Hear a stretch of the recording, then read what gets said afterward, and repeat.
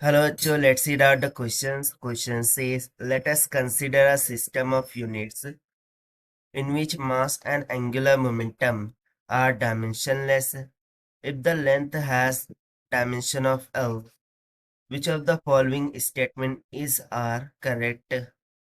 So यहाँ पर हमसे बोला जा रहा है कि यदि हम यूनिट सिस्टम को कंसिडर करें और उसमें बोला जाए कि जो मास और एंगुलर मोमेंटम है वो डायमेंशनलेस है और जो लेंथ है उसका डायमेंशन एल के बराबर हो, तो हमें करेक्ट स्टेटमेंट चूज करना है। तो चलिए स्टार्ट करते हैं सोल्यूशन से।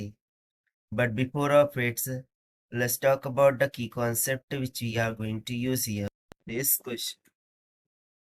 यदि यहाँ पर मैं स्टेटमेंट में देखूँ, सो बेसिकली यहाँ पर dimension of force, dimension of energy, power and linear momentum की बात की जा रही है। सो ऑब्वियसली हमें उनके डायमेंशन और उसके फॉर्मूलाज के बारे में देखना होगा। सो कंसेप्ट में हम यूज कर लेंगे the formula of linear momentum which is given by of velocity. उसी तरीके से फोर्स का फॉर्मूला हो जाता है मास इनटू एक्सेलरेशन। उस तरीके से पावर का फॉर्मूला क्या हो जाता है, energy per unit time, that is E by T. So बस इन्हीं फॉर्मूलाज का हमें यहाँ पर यूज करना होगा। तो चलिए सबसे पहले तो मैं यहाँ पर देखूँ लेंथ के लिए, तो हमें डायमेंशन दे रखा है कि भाई वो एल के बराबर है ना।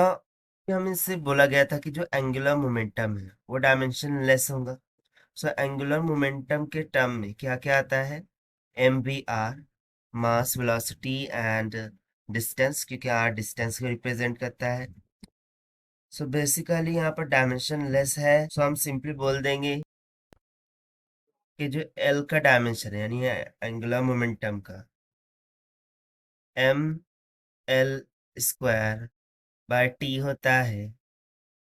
यहाँ पर जो ये एम वाली टर्म्स दिख रही है वो बेसिकली डायमेंशन लेस है। सो इसके अकॉर्डिंग देयरफॉर जो टाइम टी यानी कि जो टाइम को रिप्रेजेंट करता है कैपिटल टी, वो किसके इक्वल हो जाएगा, एल का स्क्वायर, जहां पर एल किसको रिप्रेजेंट करता है, लेंथ को।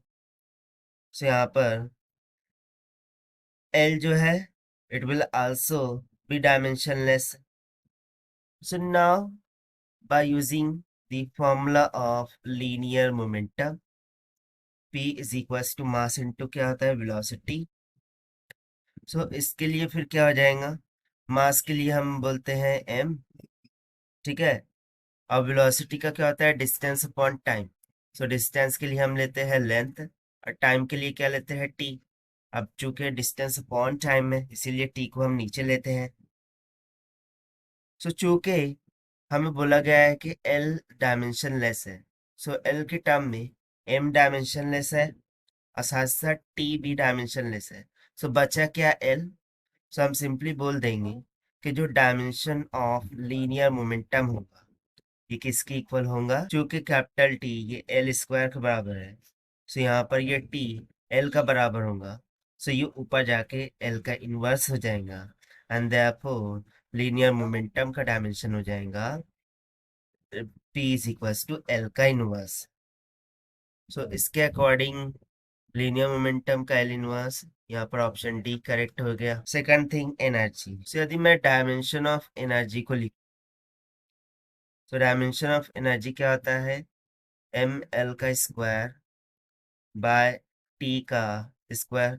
अब यहाँ पे m तो डायमेंशनलेस है, छोड़ देंगे। उसके बाद टी स्क्वायर हमने यहाँ पर निकाल रखा है। ओके, टी किसके बराबर है, एल स्क्वायर के। तो इसको यहाँ पर सब्स्टिट्यूट करेंगे, से हो जाएगा एल का स्क्वायर डिवाइडेड बाय एल का स्क्वायर मल्टीप्लाई बाय एल का स्क्वायर। सो एक एल स्क्वायर कट गया और ऊपर जा करके एक एल क्या बन जाएगा, एल का पावर -2।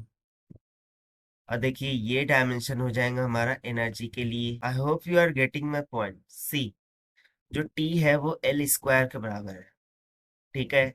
यहाँ पर क्या है, टी स्क्वायर, यानी कि मैं टी इंटू टी लिख सकता हूँ। सो एक टी की जगह पर मैंने एल स्क्वायर लिखा है, ठीक है। सो एक एल स्क्वायर से एल स्क्वायर कट गया, एक एल स्क्वायर बचा, सो वो ऊपर जाके एल का -2। ना नेक्स्ट हम देखेंगे पावर के लिए। पावर क्या होता है, एनर्जी पर टाइम। सो ये हो जाएगा एम एल का square by T square T.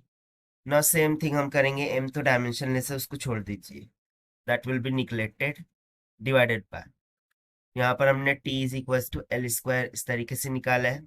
सो एक t की जगह पर एल स्क्वायर रख दिया, मल्टीप्लाई बाय, दूसरे t की जगह पर एल स्क्वायर रख दिया, मल्टीप्लाई बाय, और ये जो तीसरा वाला t रिमेनिंग है उसकी जगह पर एल स्क्वायर रख दिया।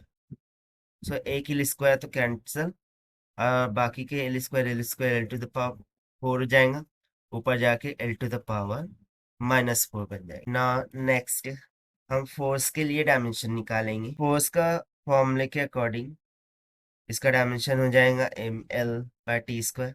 सो एम तो डायमेंशनलेस है, उसको छोड़ देंगे, डिवाइड बाय टी की जगह पर हम रखेंगे एल स्क्वायर, मल्टीप्लाई बाय एक और टी है क्योंकि टी का स्क्वायर है, सो उसकी जगह पर रखेंगे एल स्क्वायर। सो बच जाएगा एल क्यूब, ऊपर जाके एल का power -3। So these are the required dimension and answer to the question. So चलिए हम ऑप्शन चेक करते हैं फिर। So dimension of power L to the power -5, ये तो इनकरेक्ट हो गया। B dimension of energy L to the power -2, so yes this is also correct. Dimension of force L का power -3, so yes this is also correct. So यहाँ पर कौन कौन सी statement correct हो रही है, A B and T. So we will say A, B, D are correct. So this is the required solution which we have solved by using the formula of linear momentum, force and power. So this is the required solution. I hope you understand it well. Best of luck. Thank you.